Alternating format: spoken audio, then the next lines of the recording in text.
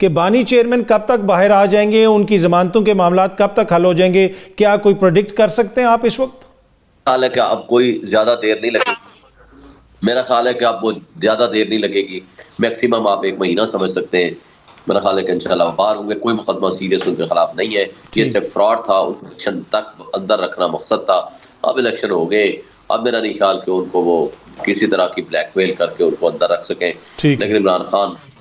آج بھی کھڑا ہے، حق سچ کے ساتھ کھڑا ہے، اور ان کو ان ہتھ کنڈوں سے آپ کمزور نہیں کر سکتے۔ آپ کو لگتا نہیں ہے کہ اس نظام کو بھی دیکھنے کی ضرورت ہے؟ کیا وجہ ہے کیوں یہ بار بار عوام کو فیل کرتا ہے؟ دیکھیں، نظام فیل نہیں کر رہا، نظام دین فیل کر رہا ہے۔ جو اشخاص اوپر بیٹھے ہوئے ہیں وہ بےایمانی کر کے اس ملک کے نظام کو جو بہتری کی طرف جا سکتا ہے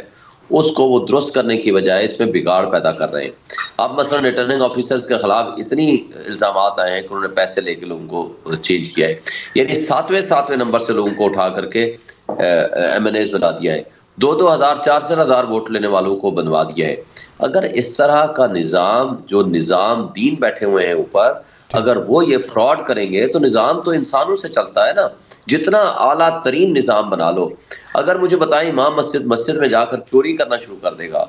تو وہ اسلام کا تو کوئی قصور نہیں، نہ مسجد کا کوئی قصور ہے۔ تو بات یہ وہ ان انسانوں کی ہے نا جو غلط فیصلے کرتے ہیں یا وہ نظام کو خراب کرتے ہیں۔ ٹھیک، اچھا سر، آخر میں اگر بریفلی بتا سکیں، وہ تو معاملے کو مزید پیچیدہ کر دے گا، اگر وہ اس وقت استعفیٰ دے کے چلے گئے تو پھر کیا ہوگا؟ دیکھیں، وہ تو ایکٹنگ چارج کسی کو بھی مل سکتا ہے نا، وہ تو کوئی اتنا بڑا ایشو نہیں ہے، مگر جتنے اعتراضات ان پہ آئے ہیں آج، اگر وہ چاہیں ٹرو سینس میں فارم 47 کے مطابق 45 کے مطابق وہ تحقیقات کر کے سب کو درست کر سکتے ہیں، مگر اگر ان کی نیت بھی درست نہیں ہے، اگر وہ ان کو حشب کر رہے ہیں، وہ ریٹرننگ افسر کی ساری خرابیوں کو وہ اس کے اوپر پانی، اس کے اوپر جس کو کہتے ہیں لیپا پوتی کر رہے ہیں، تو اس کا مطلب ہے کہ ان کی بھی پھر نیت درست نہیں ہے، تو پھر اس کا مطلب ہے مطالبہ تو پھر ہمارا دوست ہے، اور ان کی ذمہ داری ہے، کانسٹیٹیوشنل اوبلیگیشن ہے، یہ ان کا اختیار نہیں ہے، اوبلیگیشن ہے انڈر آرٹیکل 218 اور 220 کے مطابق free fair and transparent elections کرائیں۔ اگر انہوں نے نہیں کرایا تو اپنی کانسٹیٹیوشنل ڈیوٹی کو وہ فیل ہوئے ہیں۔ ٹھیک ہے، اچھا سر، جو آپ لوگوں کا موقف سامنے آ رہا ہے فارم 45 کے حوالے سے، اس سے تو یہ لگتا ہے کہ یہ بڑا عام فہم سا معاملہ اور یہ فوراً حل ہو جانا چاہیے، تو پھر پیچیدگی کہاں پہ ہے؟ پیچیدگی نیتوں پہ ہے کاظمی صاحب، اگر نیتیں خراب ہوں تو پھر کچھ بھی ٹھیک نہیں ہوگا، اگر نیتیں درست ہوں تو 1 منٹ کی بات ہے، 1 دن کا کام ہے۔ میں نے چیف جسٹس آف پاکستان کو خط لکھا ہے، میں نے ان کو تجویز دیا ہے، یہ آپ ڈسٹرکٹ اینڈ سیشن جج، ہر ڈسٹرکٹ اینڈ سیشن جج کو اسسٹڈ بائی ایڈیشنل سیشن جج اینڈ سینئر سول جج ان کو ڈیوٹی دے دیں، وہ فارم 45 کی انکوائری کر لیں، اس کے مطابق جو فارم 45 جن کے درست پائیں اس کے مطابق آپ رزلٹ دے دیں۔ یہ ٹوٹل 3 دن کا کام میں نے لکھا ہے، ورنہ 1 دن کا کام ہے۔ آپ کو لگتا ہے کہ یہ حکومت دیر پا ہوگی، 5 سال پورے کر جائے گی؟ دیکھیں، حکومت تو دیر پا ہو نہیں سکتی، جس طرح ڈاکہ زنی کے ذریعے یہ حکومت لے رہے ہیں، ان کے نہ اخلاقی جواز ہے، نہ ان کے پاس کوئی نیریٹو ہے، نہ کریڈیبلٹی ہے، نہ ہی یہ IMF کے ساتھ کس منہ سے مذاکرات کریں گے، ان کی لیجٹیمیسی کیا ہے؟ پوری انٹرنیشنل ورلڈ ان کے خلاف بول رہی ہے، نہ صرف انٹرنیشنل میڈیا بلکہ پوری دنیا بول رہی ہے ان کے خلاف، ان کی لیجٹیمیسی کے اوپر کوشچن ہے، پورا پاکستان ان کے خلاف بول رہا ہے، اور پھر یہ کیا IMF سے مذاکرات کریں گے، کیا یہ مشکل فیصلے کریں گے، کیسے امارات ختم کریں گے، کیسے عوام کو یہ ریلیف دے پائیں گے؟ انہوں نے تو صرف اور صرف عوام پہ پھر بس بجلی گیس کی مہنگائی کا بوجھ لاتے چلے جانا ہے، اور اس ملک کو تباہی کے دہانے پہ پہلے PTM من کی صورت میں لا کھڑا کیا تھا، اور مزید تباہی پھیلائیں گے۔ ان سے تو کوئی اچھائی کی توقع نہیں ہے، نہ ہی چلانے کے قابل ہیں، نہ ان میں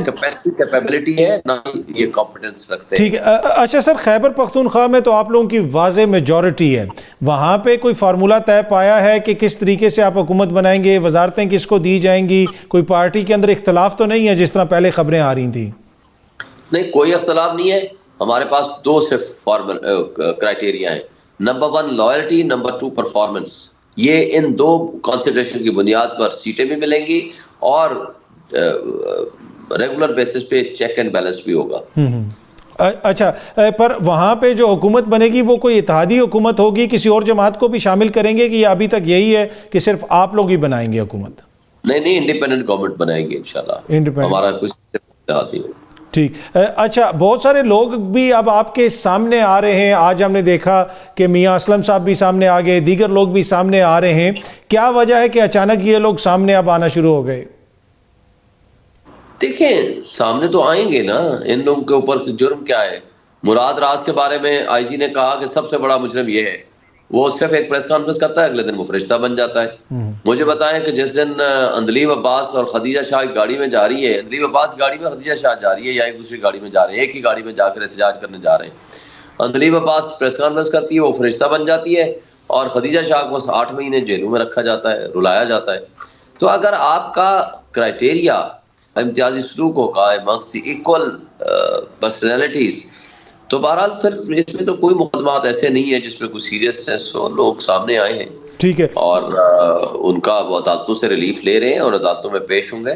ٹھیک تو ہے۔ انشاءاللہ تعالیٰ ہمیں کوئی ایسی بات نہیں ہے۔ اچھا سر، آئینی عہدوں کی بات ہو رہی ہے، چیئرمین سینٹ کی بات ہو رہی ہے، آپ لوگوں نے بھی سینٹ کے الیکشنز میں جانا ہے، تو اس کی کوئی کیا اسٹریٹجی ہے؟ کوئی نام وغیرہ آپ لوگوں نے فائنل کیے؟ اس لیے کہ اگلے مہینے تو سینٹ کے انتخابات ہیں۔ اگلے مہینے ہوں گے انشاءاللہ۔ ہماری تو ابھی سیٹیں دیکھیں نا، ہماری تو 180 سیٹیں کے قریب ہیں نا ہماری، تو ہم تو اب جیسے میری سیٹ ہے ہم اس کے لیے لڑ رہے ہیں، 3 اسلام آباد والی ہیں، باقی ہیں، ہماری تو کوشش ہے زیادہ سے زیادہ سیٹیں ہمیں مل جائیں، اور پروونشل اسمبلیز کی والی بھی ہے، لیکن ہم انشاءاللہ تعالی اپنے جو ہمارے کینڈیڈیٹس ہیں ان کی ہم حتمی فہرست بھی تیار کریں گے اور اس کی اپروول خان صاحب دیں گے۔ ٹھیک ہے۔ اچھا سر، صدر مملکت کے لیے زرداری صاحب کا نام تو سامنے آ گیا، بلاول صاحب نے کہا کہ شہباز شریف صاحب وزیر اعظم ہوں گے ہمارے اور زرداری صاحب صدر بنیں گے، کیا تحریک انصاف کا بھی کوئی کینڈیڈیٹ ہوگا صدر کے لیے؟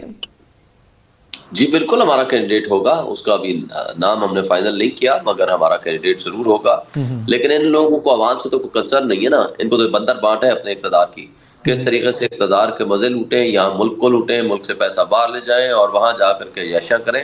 اور ہم نے پی ڈی ایم 1 کی صورت دیکھ لی، 1100 ارب روپے کے اپنے مقدمات ختم کرائے، اور آج بیٹھ کے سوائے اپنے بندر بانٹ اور عیاشیاں کرنے کے، ان کا عوام کے لیے کیا انہوں نے